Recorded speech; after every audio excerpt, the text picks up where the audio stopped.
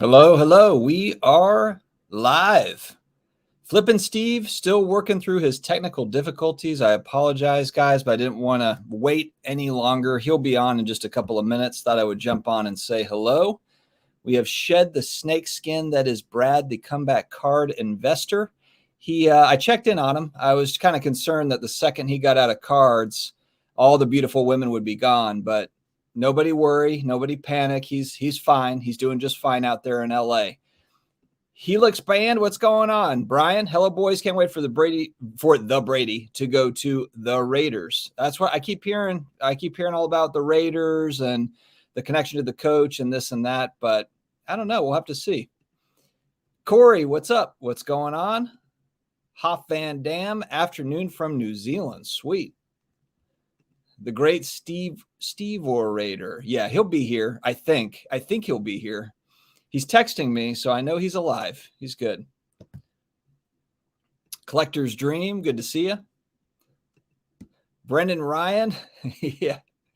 Thanks very much too for taking care of the thumbnail for the show this week. That was awesome. You kind of jazzed up my thumbnail, which I needed a lot of help on. My thumbnails are pretty awful.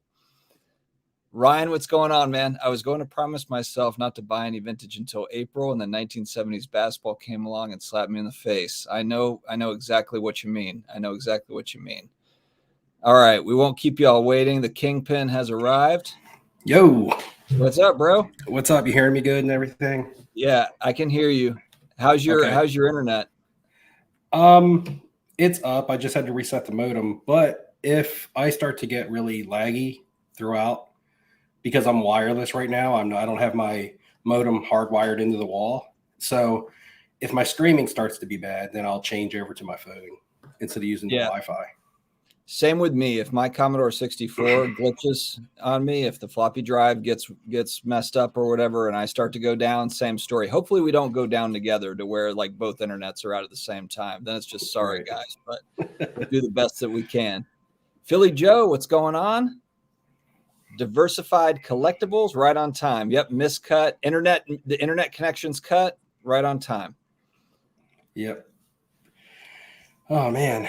So the room is coming together a little bit. You can see some stuff behind me that's got to go up on the wall, but you see the picture. I see some of the old school YouTube stuff, like let me get this way. The Vader case and the Macho Man's back there, things like that. But yeah, for those that might be new to the channel, or even if you've been around for a while, Steve was actually the first. I was going back to my live streams because I now have that in a convenient playlist that I made where I can actually go back and look at all of it. And you were the first YouTuber that I ever had on a live stream on August 20th, 2020. So basically like 2.5 years ago was the first. It was the second live stream ever and the first time I had another YouTuber on. So it's all come full circle. Yeah, I was thinking about that today. I was like, was I one of Dustin's first? I was like, that would be an interesting trivia question. But I was trying to think because I remember one of the first live streams I went on myself was someone that I'm not sure if they do content anymore or not, but it was a YouTuber named Brandon Chung. Yeah. But that was one of the first live streams I ever went on, I believe. But I didn't know that I was your first. So. Brandon, that was interesting. Yeah, same sort of deal. We did a live stream and then all of a sudden it started to get real religious on his channel. And then it was like, I think he found God and then he hated cards or card influencers. It got a little bit weird there. So I don't know what happened with Brandon, but I do hope him the best. I think he just switched platforms or something and wanted to go on another platform. And because I ran into him at a Dallas show and got to talk to him in person and he seemed all right. He was good. Oh, yeah. I talked to him, too. That first Dallas show that we met, actually the one where we met, I ran into him there as well. So, yeah, he was normal in person for sure. Hanky Panky making us wait for the new off center. Well, Steve's got a new house. He was probably frolicking in his saltwater swimming pool for the last couple of hours. Well, I wish. I mean, honestly, today there was nothing. This room has been like a storage room. I'm on the second floor, so we don't use the second floor of the house for anything yet. It's strictly... I guess this is going to be a YouTube room. Like on this side where you can't see, I just put like a futon. So it's like a little sofa bed. And the computer's here in the corner. That TV, I've never even turned on. I just bought it. And I threw a 50-inch in here just in case. Nice. That'll be yeah, that'll still have also all be the like pictures the to hang escape. up. It'll be the escape room too when your wife's being mean to you. That's what Well, I've there's got. a whole other house for that. Oh yeah, you have the guest house. That's right. Yeah. So the plan is the second floor is the original house. The house had additions built on now. So now there's a master bedroom on the first floor because there was an addition built on. So the master bedroom is like a big suite down there that has a big TV room and a bathroom and all that. So this was a master bedroom originally. This room was. So now this is what I'm going to call like the chill / hangout room. Basically, it's for whenever there's guests over. There's a guest room all the way at the end of the hall with a queen bed. Then there's a small bedroom in the middle that's like workspace. And then there's this bedroom here that'll have a TV and a sofa. And then right around the corner is another full bathroom. So if someone comes over, I can just be like, hey, man, you have the second floor to yourself. You know what I mean? Nice. Now, is it just you and your wife, or do you also have your kids? Is your daughter? No, with it's you just us. Yeah, it's just us. Nice. So yeah, you can spread out. I'm jealous. I've got actually one just went to college on campus, so there's only 3 now. So we just have 3 more to go. Appreciate it, contender. Trevor Lawrence coming for all of our souls. Yeah. A guy that can throw 4 picks in like the first half and still win a football game. Incredible. We'll get into that in a couple of minutes. Yeah. AJ now in San Diego. Good to see you. Ziggy, good to have you here. West Texas Wheels. Oh, I don't know if I said hi to Michael Ham. Yeah, Ham Bone. John, what's going on? Oh, and there's Charles. I'm like, the Charles got to be in here somewhere. All right. Oh yeah, Charles was cropped out of that thumbnail. Yeah, I was like, Steve, send me I've just got a headshot. Send me something that's like waist up or something. And then he sent me that one. It's like, can we use this? I'm like, let's just, because I was thinking about like chopping that one up and then adding me. I'm like, nah, let's just go with that. That'll work. Yeah, I was like, I cropped out old Fuchs and was like, hey, go with this one. And it was actually the picture that he posted. So it was all like, I don't know if it was Photoshop, but it was all like, had all kinds of nice stuff done to it and all made it look professional. Because he was like, man, I'll post this on my Instagram, guys. He was like, you'll have 100,000 followers in seconds. I remember that night. That was a fun one. That was when we went to that. That was like the happy hour thing. That was the Filmington party at the Clarion, I believe, or the Claridge. Yeah, Filmington knows how to throw a little shindig. That was a good time. All right, we're going to go straight into, I'm going to bust into a little card question here just because, well, it's not really a question. It's just more 1,000 mountains, just getting into soccer cards and want to invest in Mbappe. What are the most desirable cards? The 2016 Panini stuff, 17 Topps Chrome Panini. So you're the soccer guy, Steve, but I feel like you're more of the vintage soccer guy. Is that right? Or are you also doing the Pulisic stuff and all that? No, I mean, I don't hold many soccer cards as we speak. I have a couple vintage players from England, like Tom Finney and Bobby Charlton cards and stuff like that. But and I haven't dabbled much in the new stuff. All my Pulisic stuff was sold. You know, Pulisic was kind of I need to buy this and sell it before the World Cup, and it's a good thing. You know, that was the plan. And you know, the World Cup has come and gone. The U.S. I don't know if we'd call them a disappointment, but you know, they made the round of 16 or whatever, and then they were bounced out. And once that happens, now you're looking forward to 2028, 2026, I mean, which will actually be played in the U.S., which is cool. But who knows who will be on that U.S. men's national team by then. As far as Mbappe, you know, what's most desirable for him? The foot sticker in a high grade, you know, is good. Is a good one to have. Is a good one to have if you're looking for a rookie card. But Mbappe is one of those guys that's like any like refractor type color, you know, any limited parallel stuff. It's all really expensive now. So when you're looking at it from, hey, I want to try to make $1 on this type standpoint, you need more increase. It's kind of like Mbappe's not prospecting anymore, right? He's already a established superstar. So it's like you need more. You need something else to happen for him. Like another World Cup this year would have been great, but it didn't happen. So it's like you're buying Mbappe at a high price and hoping that he does something for his prices to be even higher. If you're a collector, it doesn't make a difference. buy it all if you're a collector, or be very selective. My last video was actually, that's what I talked about. Some collectors like to try to collect it all, and some people are very selective in what they want, and that's all going to be a personal preference. We'll dive into football here in a few minutes, but Collector's Dream is throwing you some sympathy for the Dolphins. Neo, you never forget your first. That's right. I just came back to my first love with Steve on the channel, and here we are. We're back. Average Joe, how is your hobby cleanse going? He left me for a supermodel for a while, right? He left me for a male model for a little while. Just flashy, but, Brad's just flashy, but just not didn't have the longevity.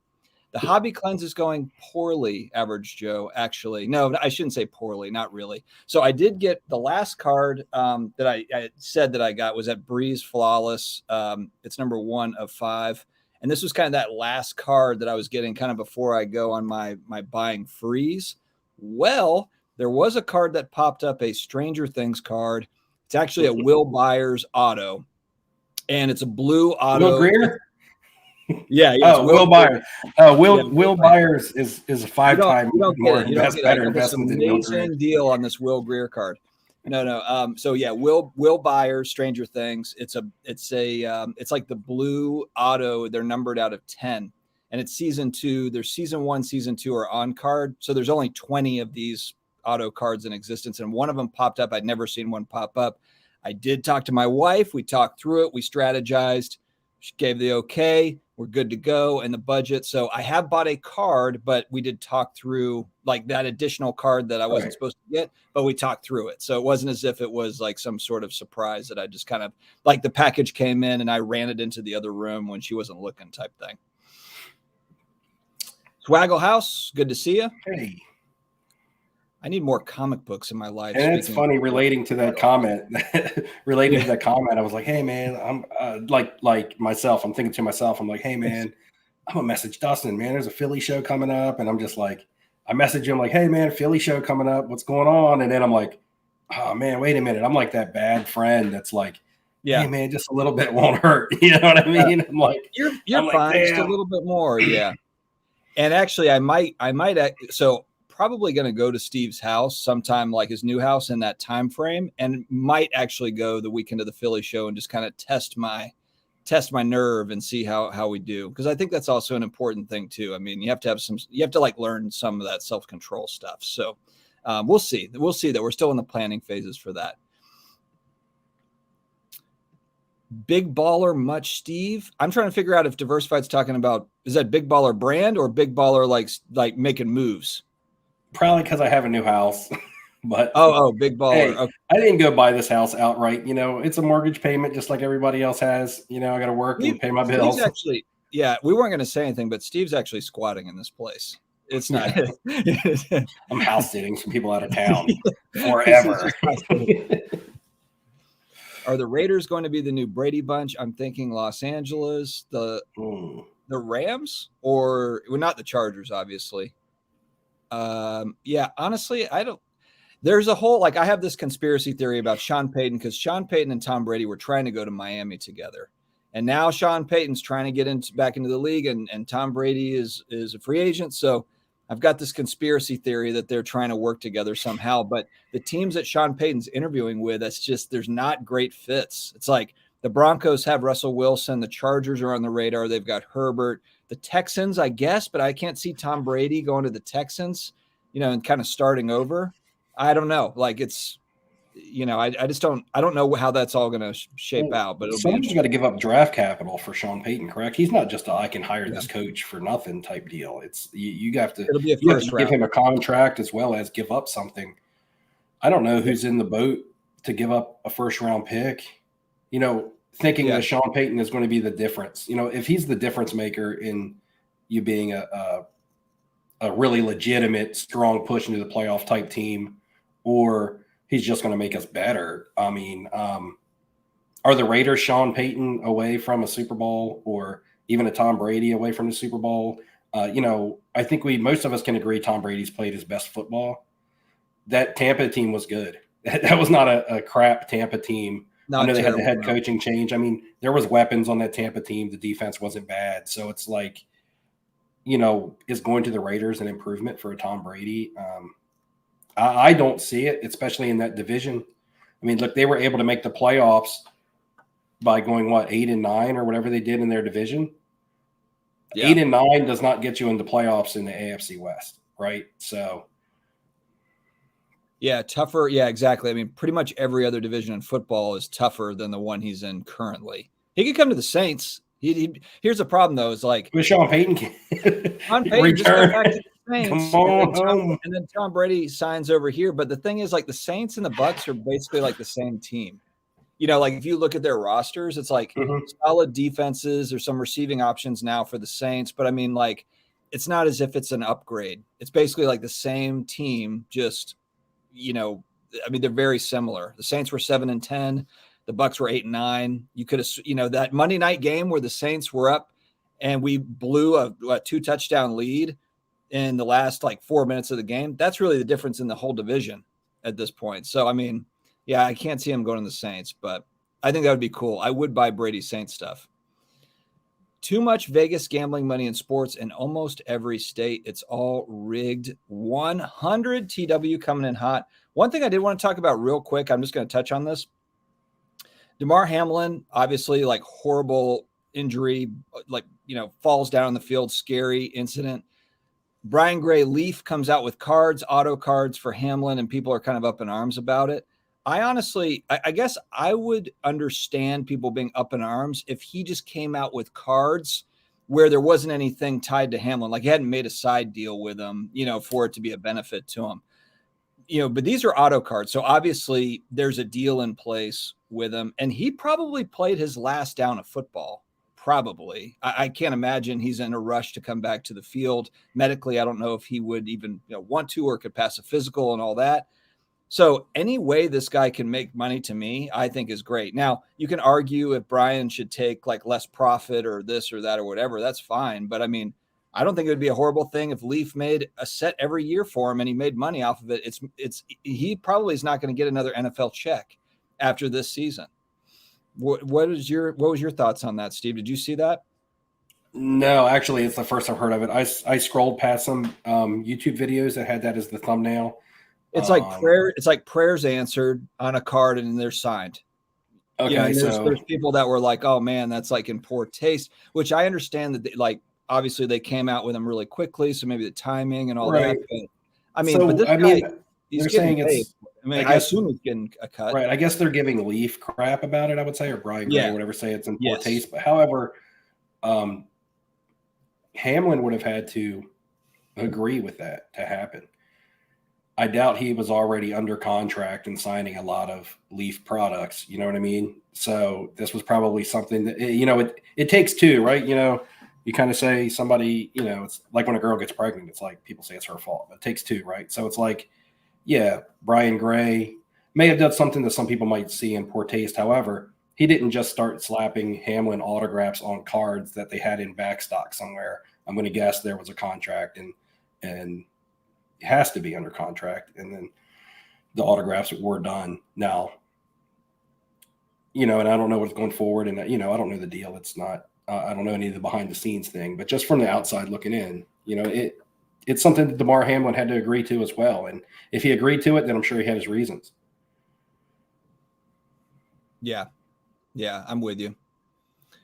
Michael Hamm is reaching here big time. Brady's coming back to Tampa 50-50, wants to try and be the first player to win 3 Super Bowls with 3 different teams. That would be kind of cool, honestly. I just don't know if, you know, is he locked in with the coach in Tampa with Bowles? Like, Bowles is a defensive coach. Mm-hmm. You know, I think that even though him and Arians probably got into it some, I'm sure he probably had more respect just because Arians is a longtime offensive coach that's worked with a bunch of QBs, worked with Favre and a bunch of other guys. You know, so I don't know. Like, and I'm not saying he has a bad relationship with Bowles, but it's probably more of like Bowles runs the defense and Tom Brady is the coach of the offense is probably how they, you know, I mean, Leftwich was there when he got fired, but I'm sure it was kind of more of Tom running that show. So I don't know, man. We'll see. He said all options are on the table. But you know what stuck out to me, though, is his press conference. The way he was talking, he basically said goodbye to the press.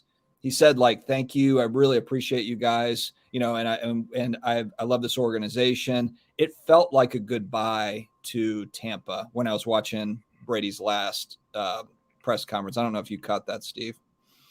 I did not watch the press conference. I didn't watch the very end of the game. Dallas had a big lead. I was tired. I had worked. I tried to watch some of it. I thought I was going to get to see a good game up in this area. Well, probably all over the country. There's no in between with the Dallas Cowboys, right?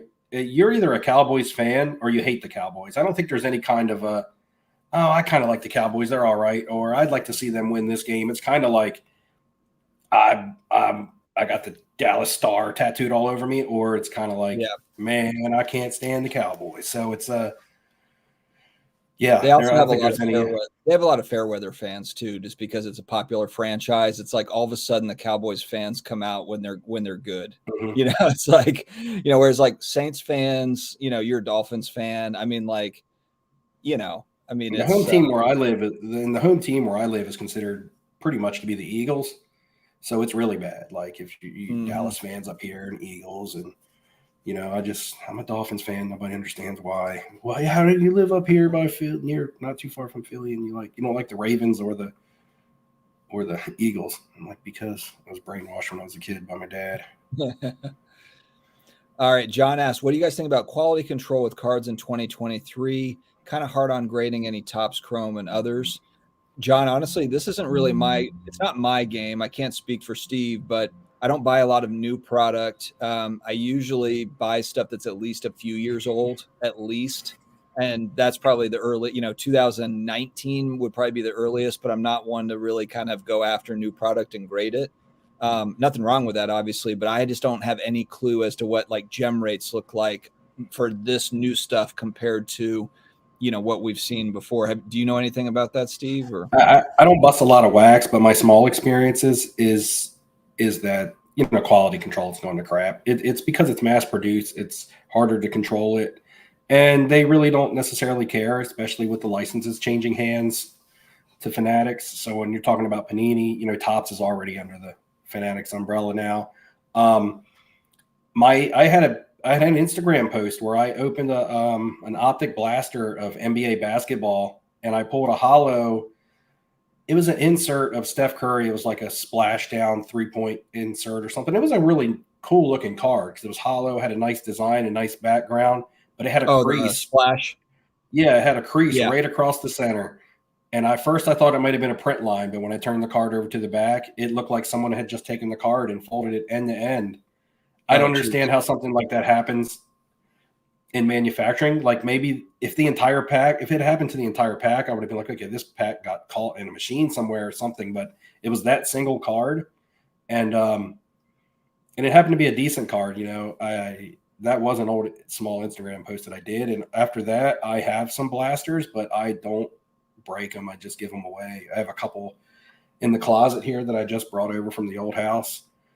Have you noticed a lot of products? Like, have you been looking when you go to Walmart or Target or whatever for stuff? Like, is it full or no? I looked today because I stopped by Walmart a couple hours ago. There was some stuff. I mean, there was like Illusions basketball, but if it's not something that's optic or prism, I really won't mess with it. And even when I do buy it, I don't buy much of it, and I don't buy it for myself. I have a select basketball blaster and an optic basketball blaster that I've been sitting, and because I haven't been doing YouTube in a while, they've just been there because I've been wanting to do channel giveaways with them, and so they're still just sitting till I decide to give them away, and then that's about it. I do know some of the higher end products also, though.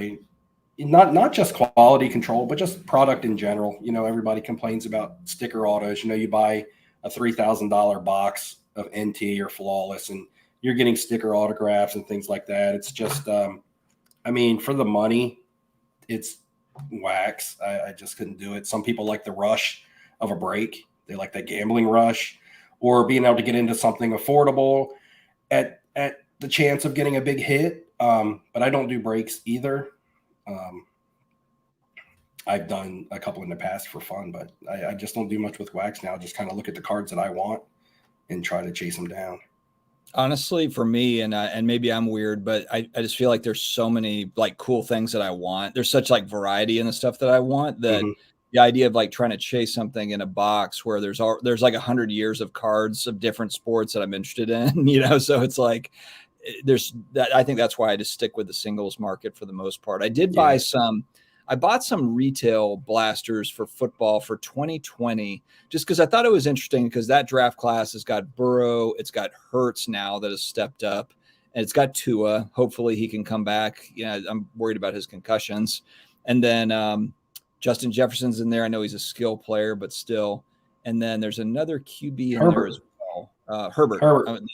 So Herbert. So like 20, I bought some like Optic megas and some of that just to kind of hold on to. And Jordan Love's also in there if he's a guy that people want to prospect on, with the future knows? of Aaron Rodgers and things.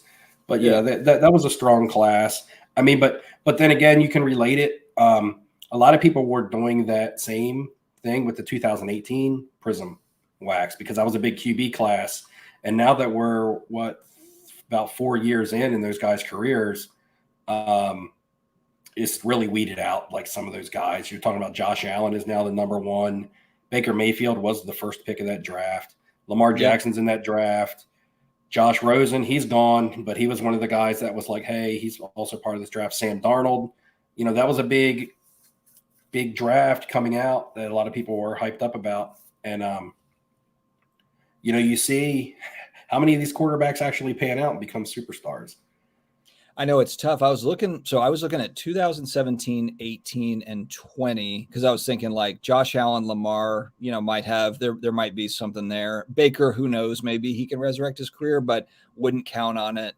But then it's like if you look at even like 2000, it's just Tom Brady that panned out. Like if you look, it's like. But now that product obviously is insane. So you're almost just kind of like picking a few years, maybe like throwing darts at the board and hoping that one of them is the next Montana or the Brady or whatever it is, the guy that's going to win a few titles. So yeah, it's like, then is it better just to go with 17 where at least, but the problem is like with 17, it's just Mahomes. So if you have a bunch of 17, Mahomes goes down or whatever, his career shortened or whatever it is. I mean, he's on track to do amazing things, to continue to do great things, but I mean, maybe that is the play for sealed product. I'm not really sure. I'm still trying to figure it out. I mean, it was Watson in 2017 also, if he resurrects his fantasy career. We pretty much can write Mitchell Trubisky off on that one, but he was another one. What about Bruce Lee? This is kind of in your wheelhouse, kind of the off the path type stuff. Do you have any Bruce Lee cards? I do not. Now, I know the cards that ACRC is talking about. I dabble a lot in non-sports. I just find it super fun. However, I'm not going to say I'm super educated in it. Like, I don't know what is someone's first print. I kind of collect the print that I like, that I think looks good. Because there's so many, especially when you start getting back into the 60s and you're looking at the Dutch gum and the chocolate companies and things that made non-sports cards. I know that the Green Hornet cards in high grade and cards such as Mars Attacks and things like that, those cards are holding strong value. We talk about the sports card market really taking a huge hit, but the non-sports card market, I watch videos every week by another content creator. I think it's called Junk Wax Investor. And he will put out the top 15 non-sports cards that sold in the past 2 weeks. And then he'll also do some honorable mentions, like just some other odds and ends. And you see strong sales on non-sports cards constantly because I believe there's a lot of set builders who are trying to build graded sets and things like that. I'm going to have to mute for a second because there's a train going to come through. Okay. Yeah, I was going to ask you, is that more vintage stuff that you're seeing, Steve, with the set building, kind of similar to sports card set builders where they're building a 60s set or 50s or something? Yeah, a lot of it's vintage non-sports. Like I said, the original Mars Attacks stuff. But then you have things like Garbage Pail Kids. You have things like vintage Star Wars is always collectible. I've never been big on the new Topps Chrome stuff. I'm speaking for Steve a little bit, but I know there's a lot of content around the new, like the Galaxy sets and the newer sets with the super refractors. But if I'm right, Steve, aren't you kind of more on the vintage side? You've always been on kind of the older stuff. Mm-hmm. Yeah. When you talk about Darth Vader cards being a good investment, I mean, he's a popular character, but what makes something like that like increase in price? I mean, the definition of investment is something that you're buying that you're hoping increases in value, right? For you to turn sometime in the future. But I would say the vintage stuff, because it's always going to be collectible. You just hope that, to me, Darth Vader is cool, but I'm a 45-year-old man who knows who Darth Vader is and has watched the Star Wars stuff. You just got to hope that the Star Wars saga, the original stuff, because like Darth Vader's not around anymore in the new stuff. You just got to hope that newer generations discover it. I'm going to mute. Yeah, it's kind of interesting because, they're trying so hard to move on from the old, like the Skywalker series, like that story. They're trying to kind of wrap that and move into these new things. I mean, The Mandalorian's awesome, but really, if you look at kind of the new shows, I also like that new show. Was it Andor? I might be saying it wrong, but I thought that was a pretty good show too. There wasn't like tons of like action, but I like kind of the strategy, the behind the scenes, and some of the origin, kind of giving you behind the scenes as to what happened in between these movies. Mm-hmm. The older movies and the new ones. I think it's cool how they're doing it. But yeah, it's kind of like, I guess Darth Vader will always be kind of that ultimate baddie. But you can tell though they are trying to move into other characters and trying to kind of get they're trying to recreate that magic. They're trying to create a new all these new characters. They want these young people to get really into these up and coming characters, and whether they will or not, we'll see, I guess. Right. Steve should have had a card show at his crib or trade night. Yeah, absolutely. We'll plan that. I'm not that popular. I would have to pay the popular YouTube personalities to come just so I could get people to come to my trade night. Steve sent out invites in his neighborhood, but no one showed up yet. We'll see. Philly's the best vintage show in the country outside the National. That's actually why I do want to come to that show. That's been on the radar for a while. And so I might actually come to that March show, as I was talking about with Steve, because it is one that I want to come to. It'll either go in March, or I guess if there's a couple of them a year, right? Is that right, Steve? 2 or 3 times? Yeah, I'm going to say maybe quarterly, because this one's going to be in March. So then they might have another one, say, maybe June. I know Chantilly is going to be in June, but yeah, they're either quarterly or every third, but I feel like they're kind of quarterly. Okay. But Philly also has a non-sports card show too that I've never got to attend one of those, and I would like to go to one of those. I'm not going to be going to the Mint Collective this year, unfortunately. I did go to that last year, but just not in the cards this time. Pun intended. What happened to the comeback card collector? He has retired. Har Jimba. I like how you did that there. Is this also like Gnarls Barkley? Gnarls Barkley, or yeah. Is this Charles, the same guy? It's not. He has a couple different names where he always changes the last name, and there's another one too because I always laugh at him. Yeah. Giselle bought a mansion in Miami. All right, fair enough. I'm sure she's got mansions all over the place, frankly. Brady might go to the 49ers. I've heard a bunch of people say that. Who the hell? I mean, like, what, they're going to have 4 starting quarterbacks on their team?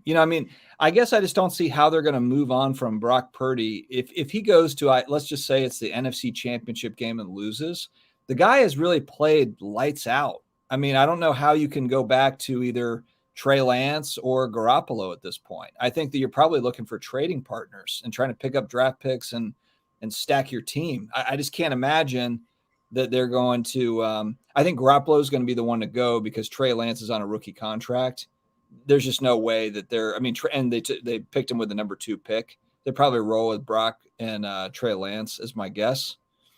But I don't see where Tom Brady fits in there. I just don't. I mean, I'm sure Tom Brady would love to go there. It's the best team in football, probably in the NFC. Well, Eagles might have something to say about that, but I don't know. I just don't see it. Dex Flow, an oldie, but a goodie. Loving Off Center 2.0 with Stone Cold Steve Flippin. Great upgrade. Appreciate that. And we do wish Brad well. I joke about Brad, but he's a good dude. When are you guys going to start getting into graded Sports Illustrated? I do agree this is an interesting market. I have one. I got the first Hulk, that purple. It's the purple issue, the purple cover, like 1985 or 86 with Hulk Hogan, the first one. It's like a 6.0 CGC or something, so it's nothing crazy. But you are right. That is kind of one of those that it wouldn't surprise me at all if it kind of blew up. It's very interesting, that whole graded Sports Illustrated market. But I just don't have enough funds, and I'm interested in too many other things to really get deep into it. Steve, have you looked into graded Sports Illustrateds at all? I haven't, and it's not because I don't think that there's any kind of like potential there. It's just that, you can't do everything. I like, and every now and then I like to buy a nice comic book. I have the cards, and I do different kinds of cards, like non-sports cards, not just sports cards. I've bought some vintage Star Wars figures, action figures. So there's some toys. So it's just kind of like I can't do it all. Doesn't mean that it's not good. It's just you got to draw the line somewhere, and then you have your hand in everything. I always say it's always good to diversify, but you don't want to diversify too much. So yeah, and it's something that I don't know. It would be a complete new situation for me. I wouldn't know who was the first cover. I'm sure you can look at all that stuff. Also, when it comes to collecting that stuff, which I found from comic books, is it's just big. Like how much room do you have to store loads and loads and loads of graded Sports Illustrateds? Because I've thought about Beckett magazines and everything, all that stuff that has a prominent sports figure on the cover in a good grade, maybe with a signature or something like that. A lot of that stuff will hold collectability to everybody, because everybody likes something different, just like as Foods is bringing up the Sports Illustrateds. I hope that's not me lagging. Is that Dustin or me? No, it's me. Okay. I can hear you. Yeah, you're back. Can you see me? Okay. Mm-hmm. Yeah. I'm always good for one or two blackouts during a live stream. It's the only time my internet fails. I'm with you. The other thing too with comic books is, you also don't want sunlight to get to it. So you got to make sure if you're setting up, the sunlight doesn't get in and mess up with the cover. Because I, as far as I know, I don't think the CGC cases block, the rays or whatever. They're not UV protectant. I don't think. Maybe they are. Comic book. I don't think old ones are, but I think new ones maybe. Are the new ones? I do know. Yeah. Okay. Yeah. I mean, because I had a Spider-Man, Amazing Spider-Man 300, which is a classic, iconic type book. And I took it to a comic shop, and the guy was looking at it, looking over the coloring of the cover. So even though it was already CGC graded, and they gave their opinion on what the grade was, the guy was still looking at the overall brightness of the color and everything. I don't know if that's because he was trying to buy the comic and not the grade, like we say with cards, or if it was something where, just because it's put in a CGC slab doesn't mean it can't continue to get damaged and lose coloring. Yeah, it's interesting. And that is a space where I do want to get kind of more of the Silver Age, Golden Age stuff, really more on the DC side than Marvel. Marvel's just moved so much over the last couple of years. Those books have gotten a lot more expensive. Even with the pullback on comics, Marvel's still pretty expensive. But I like a lot of kind of that, those older DC books are pretty cool. So I was thinking about kind of looking into that. But even those though, I mean, nothing's cheap. They're not giving them away, so I don't know. We'll see. I'm kind of in a holding pattern on that stuff until, probably the middle of the year. I'll kind of take another look at it. A lot of hate for the Cowboys, I'm seeing in the chat. A lot of Cowboy hate. It's kind of an easy team to hate, I think, And then they beat, your Bucks. Or are you a Brady or a Brian? Are you a Brady fan or a Bucks fan? I'm confused there. You're not a Bucks fan, right? You're a Brady fan, so maybe you're not worried about the Bucks. Brady back to the Patriots for 1 or 2 years. I just don't think that he's got. I think he's got too much pride to go back and Belichick, like just dealing with Belichick again. Belichick's going to want to, lock him down for a certain contract. I don't know. I think he's going to not want to deal with it unless it's like the only team that'll take him. But I just can't imagine that's going to be the case. Any new pickups, Steve? I showed mine. I got that Breeze Flawless. Charles, I don't know if you saw that from earlier, but I got the Breeze Flawless that I was that I was looking for. And I've also picked up, just going back to the end of December, Barry Bonds auto, like game used bat auto combination stuff at the right price. I've picked up a couple of those. So that's really, I'm kind of on a little bit of a Barry Bonds kick because I just feel like, I don't know, maybe I'm the idiot in baseball, but I just look at like the guy was so dominant. And I get it, you know, the PEDs and all that stuff, but I'm just like, in 30 years, are people going to care as much? I just don't know. I've bought 3 cards within the last week and a half, maybe. 2 of them are still in the mail. One of them is downstairs. I posted on Instagram. It was actually a poker card, a card of a poker player. But yeah, I saw that. And one of them was a card that I didn't necessarily want to buy, but I kind of had to. It's to complete a set. To go back to the Project 2020 Tops set. Remember that?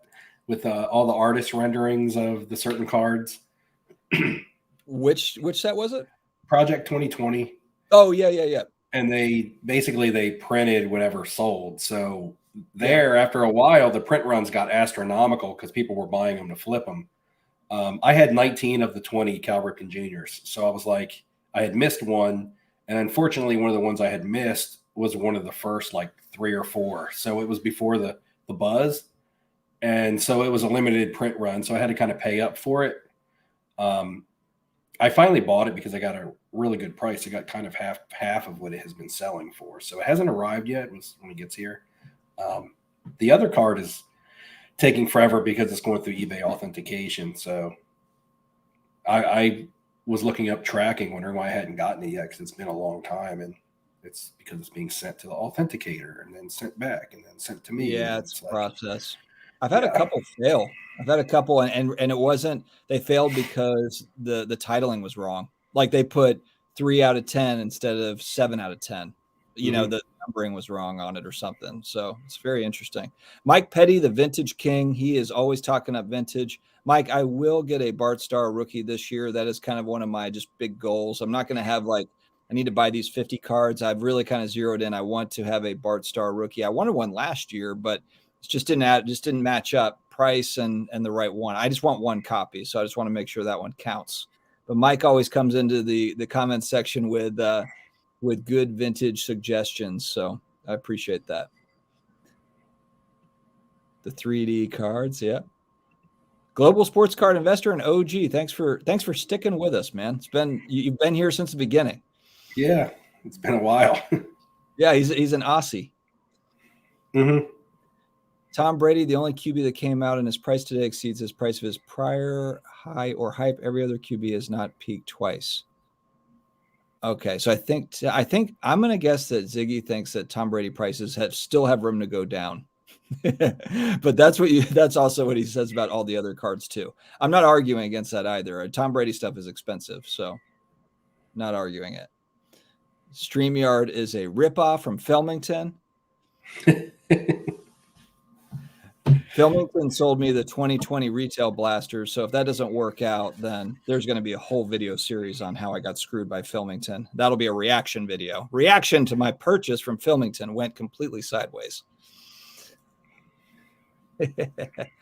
Common Mars attacks cards from 62 go on average 20 to 30 each. Low. I feel like I saw these at the Raleigh show for a lot cheaper. I wonder if I just blew that because I don't think that they were 20 to 30 each. Oh, low grade on up. I saw them raw, not graded. That might have been an opportunity that I missed. Mars Attacks was such a good movie. The remake too. Yeah, like that's one that I notice all the time in the non-sports card world that people really collect. So Richard, Darth Vader card signed by James Earl Jones. I was looking at James Earl Jones because I was actually thinking the same thing, man. He's such a legend. And then I also saw that they did something with his voice to where they can digitally use his voice. I think they're going to pay his estate or something. But anyway, they can manufacture his voice. So 50 years from now, you'll probably still be hearing James Earl Jones for Darth Vader thanks to technology.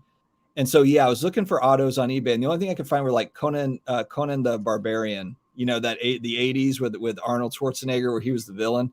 That was a cool movie. But those were the autos that I saw for him. And I was like, yeah, I want an auto, but that's probably like it'd be cool to have. Don't get me wrong, and they weren't. Does he have any Field of Dreams autos?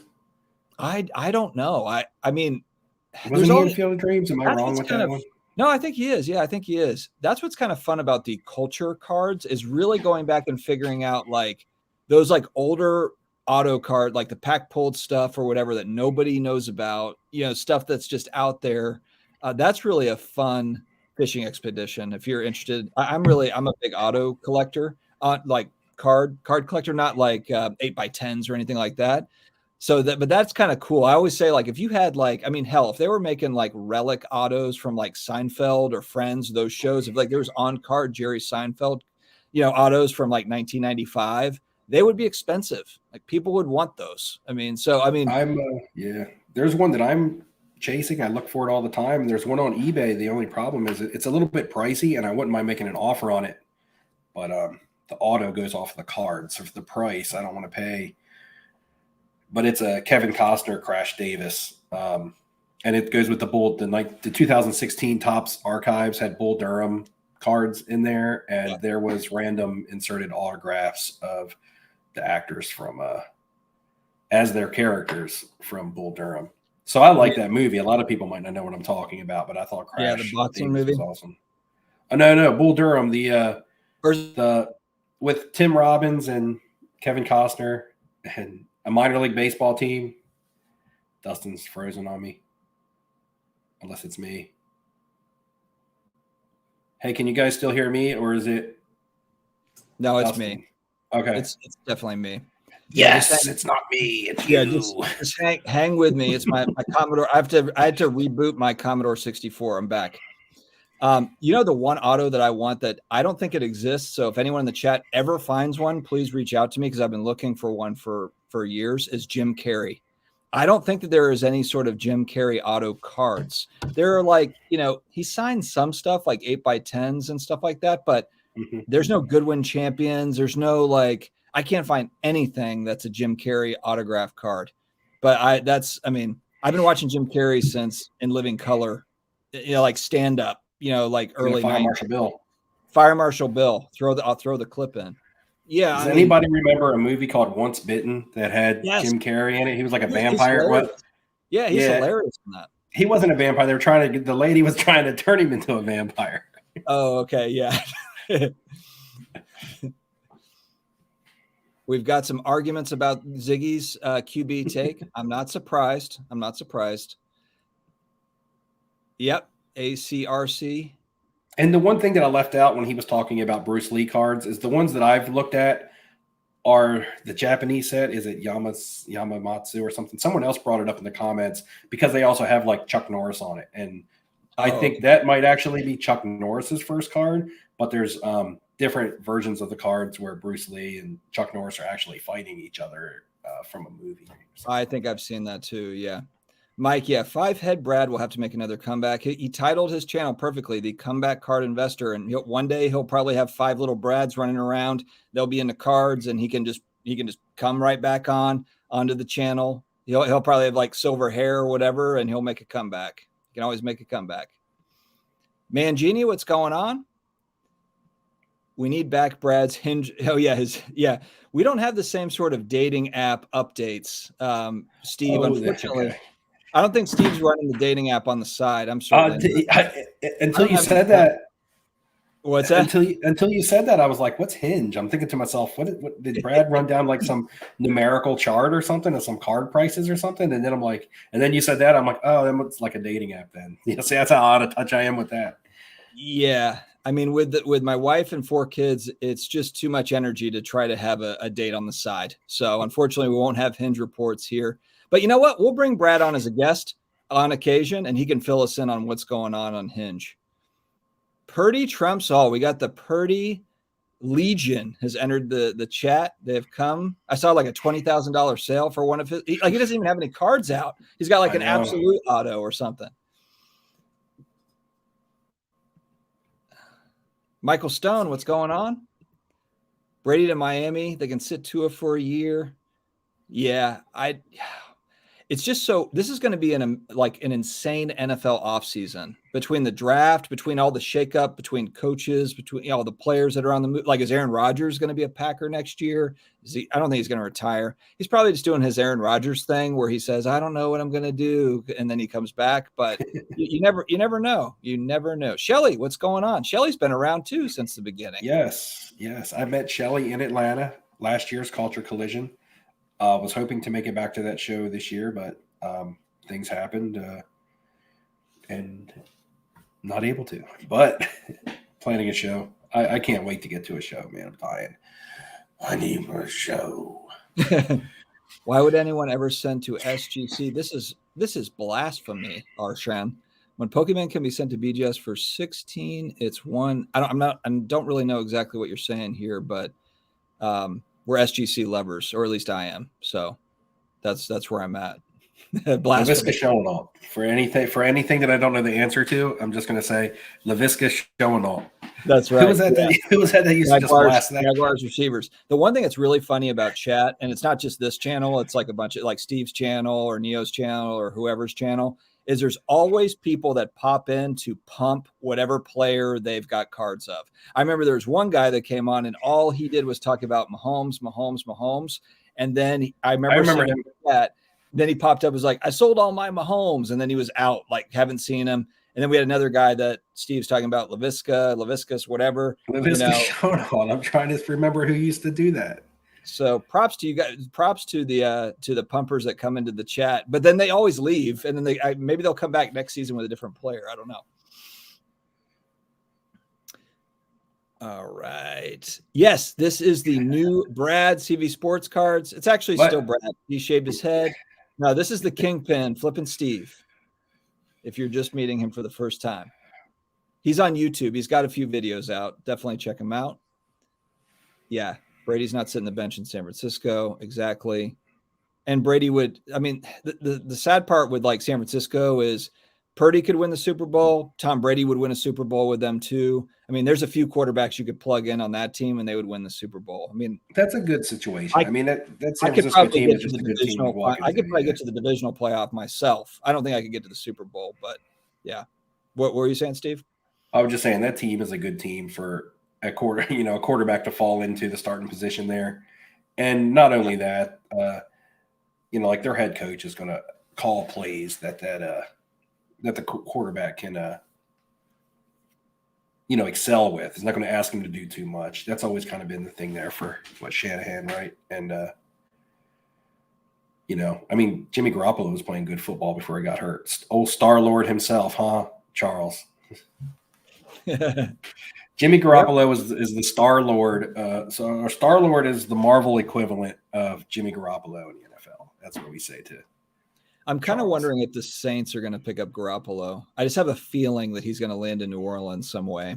Which Derek Carr is going to go somewhere too. Or Derek Carr. There's a lot of pretty good quarterbacks that are going to find a new Lamar Jackson is going somewhere. There's going to be some money. I think the Giants will tie up Daniel Jones. But other than that, and I think Saquon Barkley will move on. Not tonight, Mr. Stone. This is just me and Steve tonight. But maybe in a future episode, we'll see. We shall see. Card Registry reached out to me about their class action lawsuit. I don't know what that is. Neo, what's up? I wish Brady would come to Miami, throw into, Waddell and Hill. Yeah, I agree. Breakers, thoughts? How many will survive? This is kind of I don't want to say it's an obvious take. I just think that there's going to be a lot less people doing breaking in 6 months, 12 months. And I don't even know if it will have anything to do with Fanatics kind of having exclusive breakers or tops or whatever, Panini or whoever it is. I just think people are going to move out of that space. But I think the big breakers will continue on. I don't think, the big breakers are going anywhere.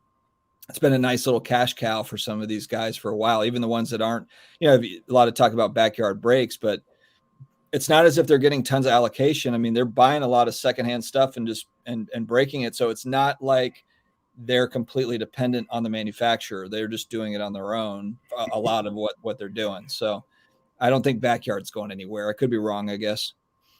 Steve, breakers, are you actually, should we start? Should we announce that we're actually going to be breaking at the end of the stream? We're starting our break dancing maybe. We're but yeah. I guess, are you talking like how many will survive? Is it a percentage or is it a number? And I think who even knows? Any take on it? Yeah. And I think the question is how many of the big breakers, because I mean, there's lots of breakers that are just random people who buy stuff at Walmart and they go on Instagram and get people into their breaks. Is this question directed towards like maybe the top 10 breakers that we know of? How many of them are going to survive? They all have their own following. I don't think people break with certain people because of price. I mean, there's price, there's trust, there's all kinds of different things like that, but it's also could be a personality thing where, hey, I like this breaker, I like their content, so I'm going to break with them, this, that, and the other, whatever it may be. Backyard, I want to call them backyard bros, but it's backyard breakers. Backyard breakers.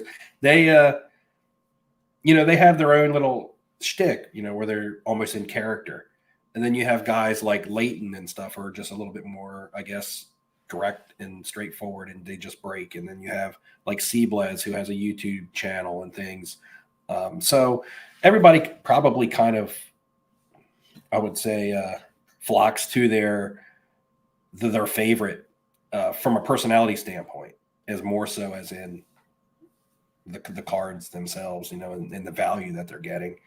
So if you're talking about maybe the top 10, I don't think any of them are going to go anywhere, because I still think there's going to be a lot or enough people buying to sustain. I guess unless Fanatics pushes some of them out. That's the only other question. I think one big question mark is, because the one thing I've heard kind of behind the scenes with a lot of the big breakers is you have whales that are almost like, a whale at a casino where they're spending huge money on flawless breaks.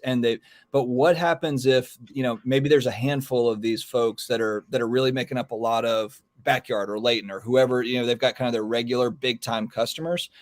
What happens if those folks are like, you know what? I don't want to do this anymore, or I'm going to shift over to sports betting, or I'm going to do something different. I'm going to take a break. So it might seem like they're hurting for business. It could be that, like, how much of their business is made up of monster clients, and then how much is the average Joes that buy into a break on occasion. That's really the behind the scenes stuff that I think I think that's the stuff we just don't know. Nobody knows except for them. And so that's, to me, that's going to spell how vulnerable they are or not. How many I guess kind of perspective I'll look at it from, I'll relate it to my job. I work in a casino, and I see where random rips down here says breakers have their communities. 90% of breaks are bought by regulars. And that's kind of what I was getting at. I guess I should have used the word regulars. I missed that.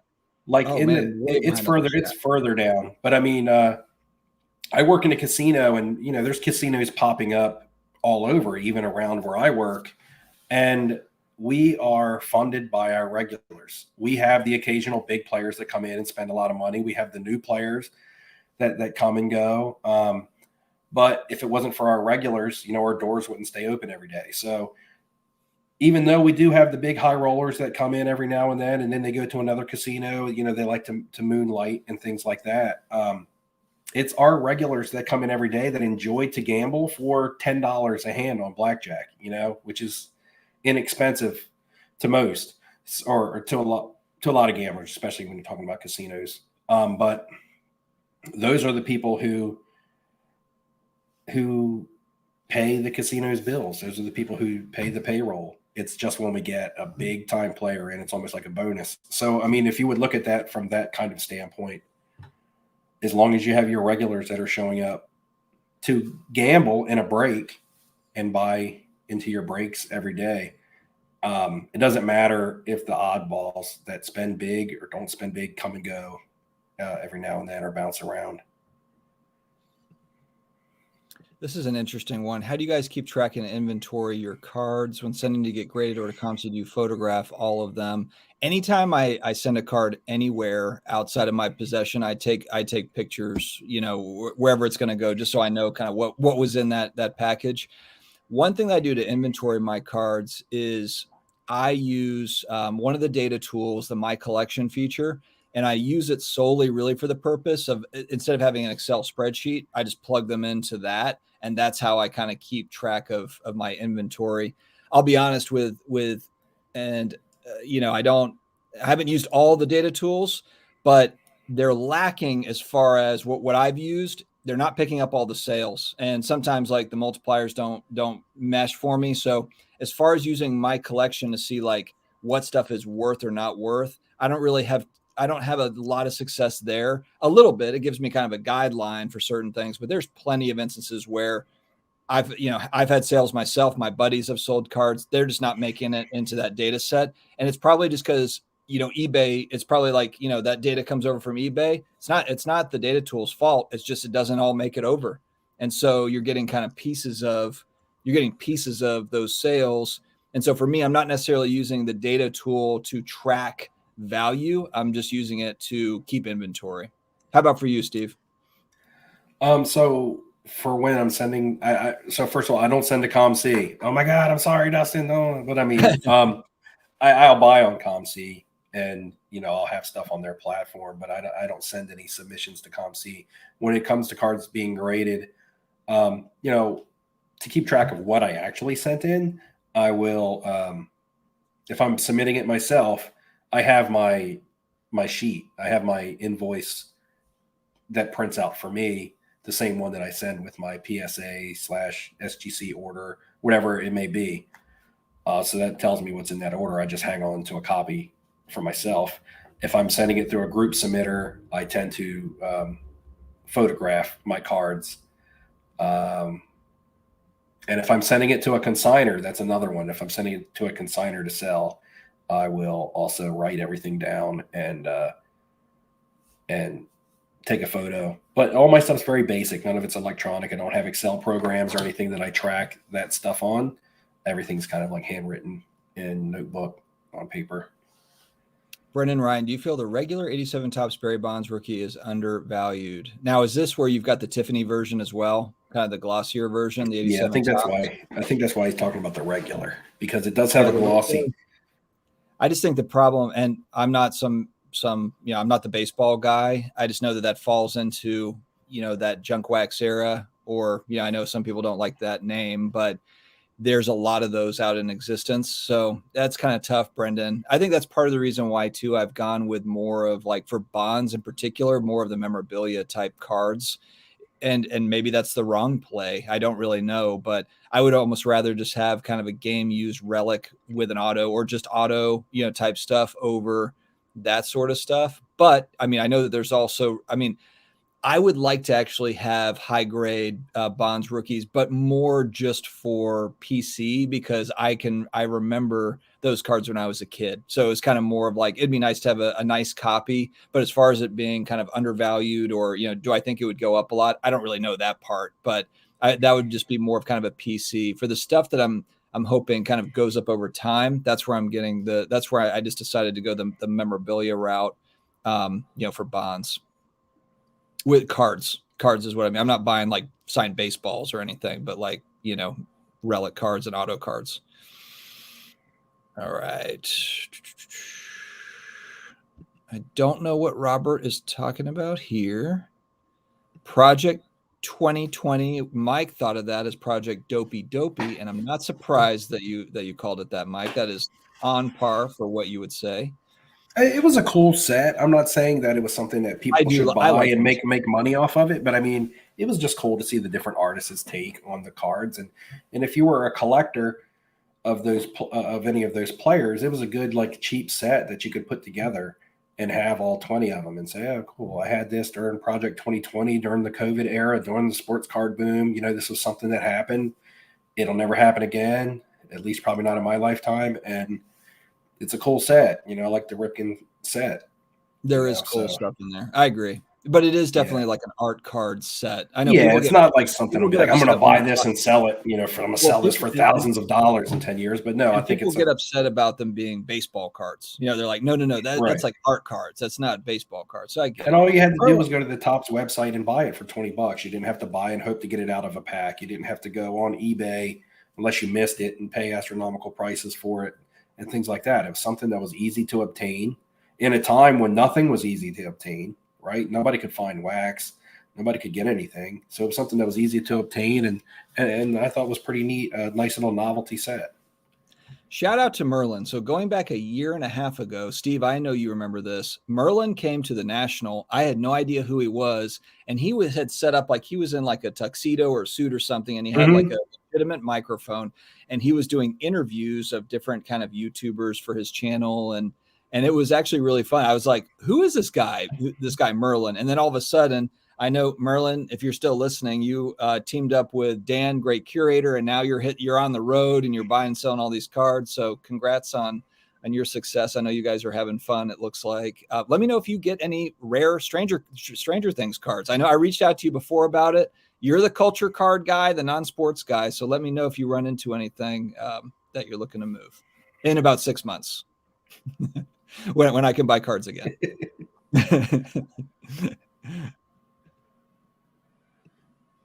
Super. Yeah. Fan favorite World here. Yeah. It's the new off-center 2.0. Appreciate you guys showing up. We got 120 people in the well, not necessarily in the chat, but watching. What is that? Hold on a second. What is that a shadow of? What is that a shadow of on Pikachu's this face? This is a family show, Dex. This is a family show. Come on. Oh my goodness. Mike is enjoying there's a little bit more vintage talk. So Mike is a little bit, he's more interested in this one. I'm here for the Project 2040. Actually, I'll be ready for that one. I'll be able to say, hey, I told you so. I've been here. I was there for 2020. I know that. I hope I'm here in 2040. If I'm here and if they put out a Project 2040 and I'm around to buy it, I'll be happy just to be here to buy it.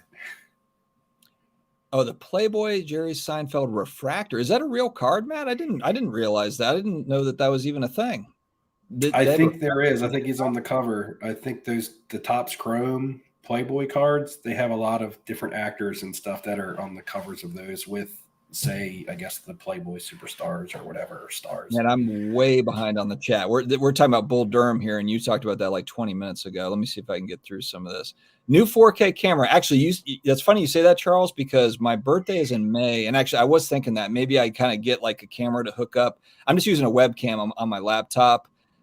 This is 8-bit, Dustin, but maybe I'll bump it up to like Sega Genesis 16 bits. So we'll see. We'll see, man. I still have a cheap little camera, but my lighting's way better now. Like in my old live streams, it was all dark behind me. But I have this photography light, man. Man, that thing's like, that thing's like, Jesus. It's like a spotlight on you. Yeah. It's like the police just showed up and flew over your house. There was cards for the mask. If there's a Jim Carrey mask. If there's an auto card, if someone finds that, I would very much appreciate just knowing it exists. Okay, so yeah, people are talking about the Playboy Seinfeld stuff. So that's okay. So I guess there was like sets in the 90s. But I guess my point is some like a little bit more like relic auto type stuff. Like not necessarily just kind of like there's also Dick Tracy cards in 1990, which were kind of cool. Like there's Teenage Mutant Ninja Turtle cards, but they weren't signed by what's his name? Is it Kevin Easton, the guy that started Ninja Turtles? There's not like I don't know like that. I need that Master Splinter rookie. Yeah, right. Yeah, Chuck Norris cards. Sorry, guys, I'm just trying to get caught up a little bit here. The Ali and Bruce Lee Leaf Relic card. Interesting. I don't need Brad's hinge report. I'd rather see CS. I don't know what that stands for. Dex. Dex is here for the after hours or something. Stone Cold Steve Flippin. Is that what that means? He always calls me like Stone Cold Steve Flippin. Yeah. Do you want to give an update on your brother, or we can pass on that if that's kind of too personal? My brother, no, he's doing good. His recovery is going well. Actually, every Tuesday I was picking him up from a recovery center because one of them is not far from where I live, and not this week, but last week was the last time that he had to go to that one. So yeah, like everything's going pretty good. Like, hey, just take it day by day, but everything's been good. Yeah. Thanks for asking though. Thanks for remembering, it's been a long time. Seriously. Yeah. So is your new place closer to his place or not really? No. No, it's a little bit further. Oh, okay. I only moved 8 miles, like M&M. So I just walk an extra 8-mile home every day. No, but I only moved like 8 to 10 miles from my old house. So it's just like a little less than 20-minute drive. But like, so that's how much further I am away from my brother. And like my dad who lives south, now I'm further east. So it's like a little further from him and things, but it's not that far though. Cool. All right. Mike, I think I watched a documentary. What was it, like Project Bullpen or something, where there's a guy or a group of guys that mastered the Mickey Mantle autograph on I think it was just photos. I don't think it was cards. But yeah, you're talking about weeding through the fakes, but this guy did like mountains of these that went out and the FBI ended up shutting it down. But you've got all these Mantle autos that probably, I'm sure they destroyed a lot of it, but there's probably still stuff lingering. There has to be. Oh, TW met his wife on Hinge. There you go. Well, send Brad some tips on how to swipe properly. I don't know. I'm sure Brad will get married when the time is right for him, when he's like 60.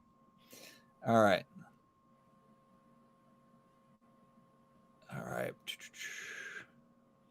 WWE. That's one thing I'm not into is wrestling stuff. There's all the wrestling cards. I'm just not. I appreciate the older wrestlers. Again, other documentaries that I think are fun to watch, kind of the Ric Flairs and those guys coming up that were basically getting paid nothing to, travel around like 360 days a year. I mean, those were like those OGs. They really worked hard. I mean, it was for not a lot of money. Bret Hart and those guys. Who is the Saints quarterback? Excellent question. I don't think anybody really knows that, Michael. I saw some PFF stats that showed that Andy Dalton was like the number 6 quarterback in the league. I don't know, or number 7. I don't know how PFF. I thought they like had data that was accurate, but I don't know. I don't see it. He wasn't Bobby terrible. Hebert. Yeah, we need Bobby Hebert to come out of retirement. Somebody a guy that I work with came up to me the other day, and I think he's a Niners fan, and just out of the blue, he goes, because the Niners game was on, and he was like, "Man, you know who used to tear us up for the Saints?" And I'm like, who? He goes, "Bobby Hebert." And that was the last thing I expected him to say, but I'm like, I know you talk about him on occasion, and I remember him, but I don't remember him. I don't know if I necessarily remember him beating the 49ers up, but that would have been during the Montana days. So I'm like, they were in our division. Yeah, he's got an 86 tops rookie. He's got and his face is the green one. Yeah, he's got the bushy hair in it. His hair's kind of bushy. Yeah, what's funny too is you hear like those 49ers 80s teams were so damn good because they were with Montana and Rice. They would end up winning the division, but those games were like 35-31. I mean, they were tight games. It was like 14-10 or whatever. Like we had the Dome Patrol in the late 80s, and we hung with them. They just ended up beating us at the end. All right. LaVisca to the moon. There we go. That's it. I am so far behind on the chat. Let's see. Or maybe I'm not. Yeah, I am. Okay. So Dex, what I like to do is because some people may not still be here. So I will scroll to like the bottom to catch up. And then I'll be like, if there's a comment you guys really wanted me to talk about or see, just go ahead and type it back. I don't mind if you spam. Like not spam, but Ziggy, if Avatar has 3 more movies coming, they're going to come out in like the next one will be 2035. The one after that will be 2050. I mean, I don't know what took what's his name so long to come out with the second one, but I haven't seen the second one yet. It's been so long since the first one. I don't even remember what the first one's about. I need to go watch the first one. Star-Lord, Jimmy Garoppolo. All right, you're right. I'm just going to go to the bottom. Actually, it wasn't too bad. We were almost caught up. We're catching up. Yeah, we're almost there. I get Bobby Hebert and Justin Herbert mixed up. You know what? The Raging Cajun might end up being better than Herbert. We don't know. We don't know yet. Don't count on James Cameron to get anything done. That's for certain. Although he was married to the babe from Terminator 2. I forgot her name. When she was jacked. Linda Hamilton? Yes. James Cameron. Chat check. That might need to be fact checked, but I'm pretty sure that he was married to Linda Hamilton. So he did well for himself back in the 90s. There's a Jim Carrey auto Funko Pop on eBay. Okay. Well, that might be my entry Is into Funko. is he Jim Carrey or is he like one of his characters? Oh, you mean on the Like the Funko Funko Pop? Is it like Yeah, is actually it Jim Carrey or is it like the mask or? If it's Ace Ventura, then I'll probably buy that. You guys are both great. I watch Sports Card Dad videos during my lunch break every day. Appreciate that, Steven. What's your outlook for the hobby towards the end of 2023? Thoughts? Oh, man. I probably sound a little bit like a broken record. My take is I think the front half of 2023 is going to be kind of tough economically. I just think that there's a lot of talk about recession. A lot of people saying like we've already been in one, but the employment numbers haven't really shown that. I just think the front half of 2023 is going to be tough. And then hopefully on the back end, you kind of see, I think that's where the Federal Reserve really slows down as far as raising rates. But will they cut rates or will they keep rates sitting at, 4.5%, 5%, that federal fund rate? Because even just sitting there and not going up, it still has an effect. So, and then, sentiment too. That's part of the reason why, I talked about my impulse control problem buying cards. And I came up with that plan with my wife and everything, we're kind of working through that, but it's actually might be kind of a blessing because I don't see really over the next 6 months. Yes, there will be certain cards that move up and of course, but for the stuff I want, is it going to be that much more expensive in 6 months? I don't know. I think a lot of the stuff that I want might even be cheaper, so it's probably good for me to just kind of chill a little bit, enjoy what I've got. I'll pick up things here and there, but see what it looks like at the National, and see what it looks like. I'm planning to go to Chantilly at the end of June and the National, and that will be where I'm kind of picking things back up from a buying standpoint. So we'll see. I don't know where are you at with everything, Steve? Okay, this is where you and I being off-centered is like going to be different because I'm going to give the Good. less professional. I'm going to give the less professional answer. All right, go for it. So, and you guys always know, or I've said this in the past. So right now, casino is slow. So I'm going to look to buy the cards that I want to buy. You guys might be like, "What the hell is he talking about?" But that's my gauge. I work in a casino. I see the casino numbers daily. So. The casino is slow. I kind of look for to buy. That doesn't mean you got to rush out and buy up everything, but it's a good chance to buy some higher end items. And then I'm going to look for probably a boost in numbers, probably early April, maybe late March, but I look for February to be a decent buying month. That doesn't mean go out and buy a bunch of base prisms of Joe Burrow or something. That just means look for a high end card, whether you want to buy it for yourself, for your collection, or it's something you may want to move.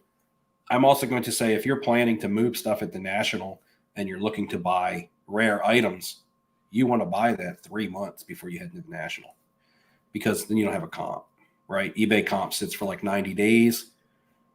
If you buy a really rare card, you're really looking to set the price yourself when you go to move it. So typically when you buy a really rare item, at least from my standpoint, that I plan on moving, I know I'm going to at least be holding it for 3 months because then I can rename my price higher than what I bought the card for. That's an interesting take. Yeah. You kind of you outlast the last comp. You have to outlast the last comp. Now, sometimes you'll get a comp. I had 2 of my PC cards comp this week, which was crazy. But my Peyton Manning, Dan Marino co-signers that I have, a PSA 10 went this week without an auto grade. Okay, so no auto grade for $3,050. That's a strong sale in today's market, considering I got mine during the boom in a BGS 9.5 with an auto 10 though, and the auto is very important because this was not a very nice, super nice auto on this one. That's why the auto wasn't graded. A lot of times people are smart. I'm going to grade the card, but I'm not going to have PSA grade this auto because if it grades a 9, it's going to kill me, right? So that 10 auto on that dual auto, on those sensitive autos from 98 that bled through. And what I picked mine up for the $1,200 mark back in Dallas during the boom, the first Dallas show that we ever met. And now fast forward a year and a half to 2 years later when everything has come crashing down and that card is still seeing a $3,000 auction. So, not everything is doom and gloom, and there's some cards that are on the up as long as they are desirable to collectors, and you want to have them and you want to try to outlast that comp. Now I'm happy with that last comp because, like I said, it's more than double what I gave up for mine. The other one was a Hulk Hogan autograph card that I showed. So I think too, yeah, it's exactly what you said when you say like, would a collector want it? And that can be kind of tricky because you never, like, each card has its own market. I mean, that particular card, there's a certain type of buyer for that card, very specific, so, and who knows if there's 50 people that would pay that, or two, or 100. Like, we just don't know. That's kind of the fun part of collectibles, but also the risk attached to it too, because every single card, because even like there's nuance in what you just said. There's nuance with, okay, it was a 10, but it didn't have an auto grade. The auto doesn't look very good. Mine's a BGS 9.5, but it has a great auto. And typically with auto cards, that really does matter a lot. The 10 grade, or just a really nice looking, if it's on card, or, is it streaky or is it not streaky? A lot of time, depending on the buyer, that might matter more than the actual card grade, is what the auto grade looks like. So. Yeah. And like I was going to bring up, like you mentioned also, my end game when I buy a card that I want to resell, or even if it's something that I like to collect, if I really like to collect it, there has to be somebody else out there that would like it if I ever wanted to move on to it, or if I ever wanted to upgrade. But I never, the thing you don't want to get into is buying cards to sell to flippers. Flipping to other flippers is not going to get you margins if you're trying to make money in this hobby, because everybody is looking for room. You're right. That's one of my friends' famous saying, I need some room, man. I need some room. But anyway, it's like, if everyone is giving everybody room, where is the money being made? And then eventually those cards land with someone who then can't move them for a profit any longer. And then that's kind of like, it's the hot potato game, and someone is going to get stuck with it. And the margins are really tight. Like and you've seen this too, Steve, where you have, flippers, that are mainly just trying to flip cards, but they're buying a card for like $3,000 and flipping it for like $3,200, $3,300. I mean, that's a lot of risk. You're putting down $3,000 of cash money to hopefully get back $200 or $300. I mean, that's tough. I mean, yes, you can grind and do that, but especially if you're talking about a prospect style player, that $3,000 card can very quickly be a $2,000 card or $1,000 card. And to that fact, you have to immediately move it.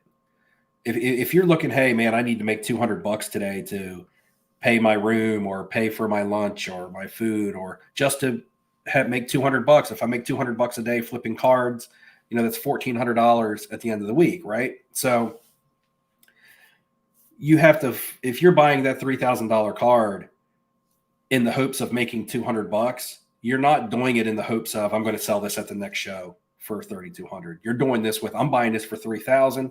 I'm going to try to sell this card in 20 minutes for $3,200. Yeah, that's snowball. You got to build really fast. Like it's fast. That's what a lot of people get or don't understand or misconstrue when they watch a lot of vlog videos of your favorite flippers and stuff out there, who may be saying, so this player is a buy right now. This player is a buy and a sell right now is what they mean to say. That part just gets left out, right? If they're buying someone, they're selling that same person. If they're buying this card, they're selling that same card. It's not, this person is a buy, you put them away and you stash their cards. Zach Wilson, Trey Lance, guys in the beginning of the football season, guys that were popular at the National that were being bought and sold coming into the football season. It wasn't like, hey, buy your Trey Lance cards and your Zach Wilson cards now. They're a buy because they're going to the playoffs. It's more like, no, you can buy this card, but you can immediately resell it because these guys are super hot right now. And that's the take that a lot of time gets left out and leaves people confused and be like, man, a lot of these flippers must have lost a lot of money buying Trey Lance and Zach Wilson and stuff. No, a lot of them probably didn't really lose that much money because they were off of those cards the day that they bought them. Yeah. Yeah. And they've got kind of a built up clientele to some degree where they already know what other dealers are looking for. So when you talk about flippers selling to flippers, well, how does that happen? Well, a lot of times, Kenny Fornos is one of our friends that does it. But a lot of times Kenny already knows certain player, another dealer is looking for this player, that player. So he buys the card. And sometimes you even have it to where they already have the next deal done.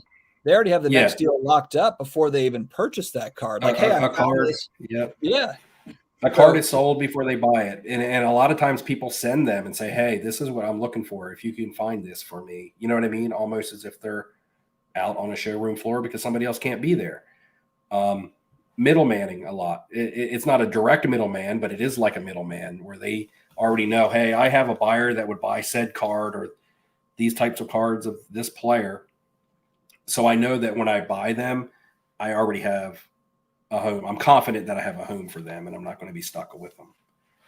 Yeah. So that's a good point, Steve. Just be careful with that. If you're trying to kind of go that route, you have to have a strategy, and they're moving cards same day. They're not the end game. They're not right. sending it up to the auction house and hoping for the best. The end game is in place before the purchase takes place. So, and that's just the strongest strategy you can ever have if you're looking to buy and sell. We're talking buying and selling here, not collecting. You know, if you're collecting, Right. It doesn't matter. But buying and selling, if you're trying to make money, it's not a long-term game right now. Look, and also, you look at some of those guys too that are in that game. They have connections with high-end collectors as well, buyers. So, they're also kind of out there. I've actually had people, I've had a couple of guys that said, hey, look, if you find this particular card at the show, I'll give you kind of a finder's fee for it. And so for these guys that are traveling around the country, and I haven't had that instance to where that happened or worked out, but I could see for guys like that are hitting all the shows, hitting all the major shows, if they have a good clientele built up, they might actually be making kind of a finder's fee for finding rare cards and being able to negotiate a good price for a buyer that's in LA or whatever, So there's a lot of, I think, tricks to that trade. Steve, is the next big show for you the Philly show? It would be for me if I came to visit, but that would be more just to check it out, not a big buying show by any stretch, but just kind of make content, hang out, check out the Philly show. Domo arigato, Mr. Roboto. Okay, there you are. Was that me or you? Yeah, you're back. Okay. All right. It'll be Philly more than likely if you end up coming up. If not, it may be Chantilly, which is until June. But I really want to get to the show before June. But I don't know if I want to travel, take off from work and drive. It's not a lot of traveling to Philly, but take off from work to drive to Philly. If it's just me going to go to a card show, I would like for it to be a little bit more of an event. Because that's what Philly is, a buying and selling show. Philly isn't like a whole lot of extras and bells and whistles and things to do. So yeah, it's strictly a buying and selling show. Appreciate this, Dex. Yeah, I mean, there's some fun kind of buy sell strategies, kind of the short term stuff, but I also just like having stuff to where like I want to sit on it for a long time and just see what happens because it's awesome, but then I also think it's got long term potential price wise. Flippers selling to flippers have a tough time going up until it lands to its forever home. Yeah, and it's risky.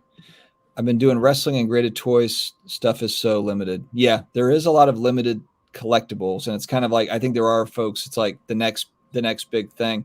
That is part of a draw for me too. Stranger Things cards.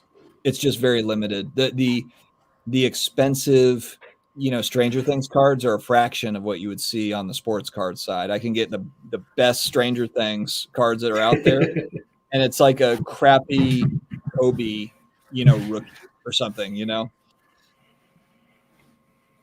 Steve going to the March Philly show. Yeah, we're talking about possibly going to that one together, Lee. So maybe we'll see you. We'll let you know for sure. Lee, I think I might have bumped into Lee in Chantilly as well. Lee, correct me if I'm wrong. I do remember talking to you in Philly.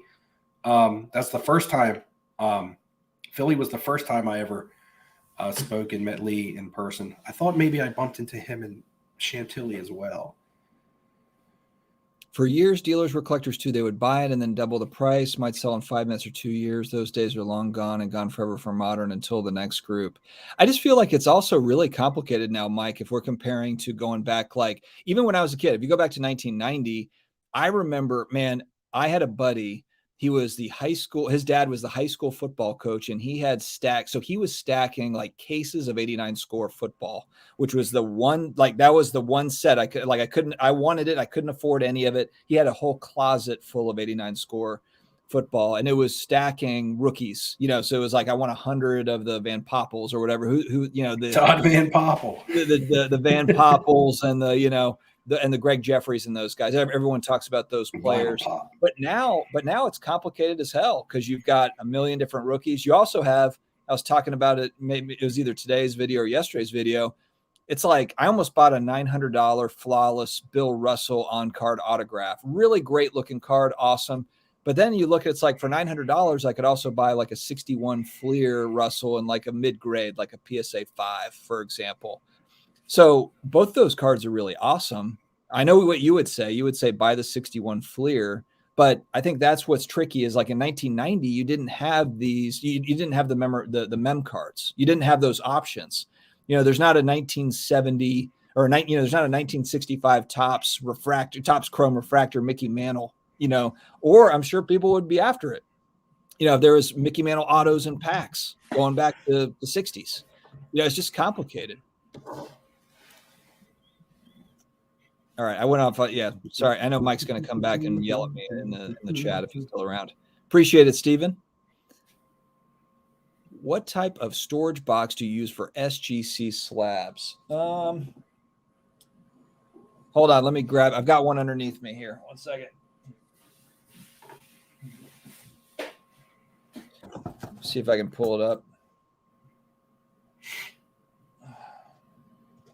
I don't know if it's got the brand name on it. You know what? CMDist, if you email me in the video description, I'll figure out what it is. It's in my eBay, and I'll send you exactly which one it was because I had to search it out. There wasn't, because I have a lot of SGC slabs, and I had to search it out. But if you email me, I'll send you exactly which one I got, and it was a good price too. I procure cards from several dealers, not as much as I used to. I don't mind them finding me great cards and then paying them fairly. I always used to pay records for cards. Yeah.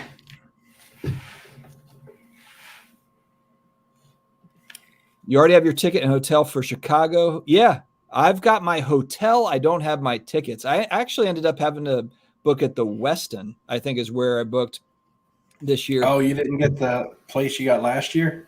No, they were sold out. Well, at least they were sold out for the moment. I mean, maybe if I had just waited, there would have been more options. But I remember walking. It's just like right around the corner. It's not on that main strip in Rosemont, but it's not far at all. Because me and Kim had breakfast there the last time, and it's no big deal. No big deal. Not like Atlantic City. Walking around Atlantic City. That was an experience. Need cabs everywhere. Yeah, that was crazy an experience. Taxi rides. All right, guys. I think we're going to probably wrap here pretty soon. We're at 90 minutes, which normally we go for about an hour. So this was awesome. 90 minutes just flew by. Thank you for coming to Off Center 2.0. We will be bi-weekly. Yeah, we will be bi-weekly. And who knows, maybe we'll do live streams, if there's big news or something in between there. But Flip and Steve will be around. We'll probably add guests occasionally too, where we add in other people or industry people or whatever. We'll kind of see how it goes. Steve, any last words? Anything you want to throw out to the group? No, just thanks everybody for showing up. It's cool to always see, the names. I wasn't going to say faces, but the names that we see regularly. I just recently came back to YouTube because I was moving. I hadn't put out a video, and it had been a couple months, and time really flew by. And the funny thing is I'm not an analytics guy. I don't really look at my viewership and subscriptions and things like that. But when I came back, I did make it a point to look because I was like, how many people are still around? How many people you can, a lot of times you can gauge activity in the hobby by YouTube content viewership and things like that. So I looked, and I'm like, my last video before I left got like 600 views, which was down, but like my 2 return videos, I've gotten well over 1,000, like close to 1,500. And I'm just like, everybody didn't forget about me. You know what I mean? So it was like awesome. I was like, you know, and I don't care about the viewership for the growth and things like that. It's just cool to see that, man, people still come back to watch my videos even after I was gone for 2 months. And so I just want to thank everybody in the chat that watches my videos and's been around. And if you don't, that's fine too, because there's so much content out there, you can't get around to all of it. And it's cool to talk with you. I hope we can make some plans for a show and do this every other Wednesday, you know, and always have something to talk about. Absolutely. If we don't have anything to talk about, man, the comments will bring it to us. You know what I mean? And we'll just lean on the chat. All right, guys. Well, hey, thanks again for stopping in. We will see you in a couple of weeks. Take care. See you.